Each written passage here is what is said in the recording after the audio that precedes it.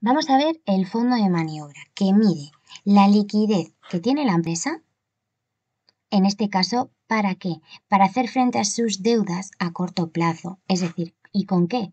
Pues con su activo corriente, que es el activo corriente. Recordamos que el activo corriente pues puede ser, por ejemplo, bancos, que era bancos, el saldo de mi cuenta corriente, o qué, o el dinero en efectivo que tengo en la empresa.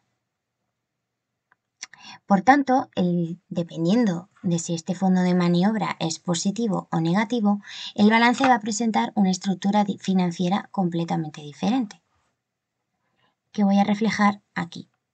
Bien. Si el fondo de maniobra es positivo, observamos como el activo corriente es mayor a cero. ¿Sí? ¿Y qué se observa? En este caso, como todo esto correspondería al balance. O sea, en este caso, perdonar al balance, a la parte del activo corriente, que es muy superior a la parte del pasivo corriente. Esto demuestra que la empresa tiene capacidad, como es mayor a cero, para hacer frente a mis deudas. Vamos en el caso de que el fondo de maniobra sea negativo.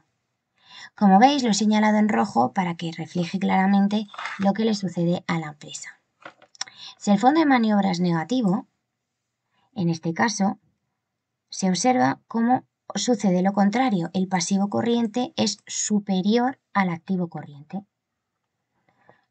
Es mucho más bajo y por lo tanto la empresa tiene problemas para hacer frente a sus deudas, en este caso a corto plazo.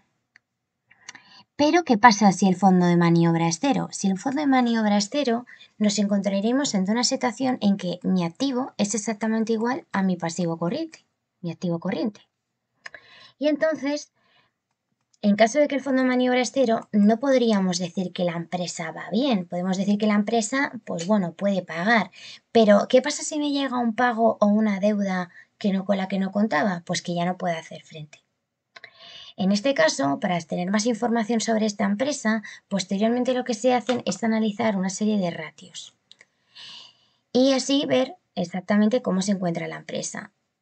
Por ampliar, en este caso, el ratio de solvencia, que ya lo aprovecho y lo pongo, es activo corriente entre pasivo corriente. En el caso de que el fondo de maniobra sea cero, este ratio sería igual a 1, dado a que el activo corriente es exactamente igual a mi pasivo corriente.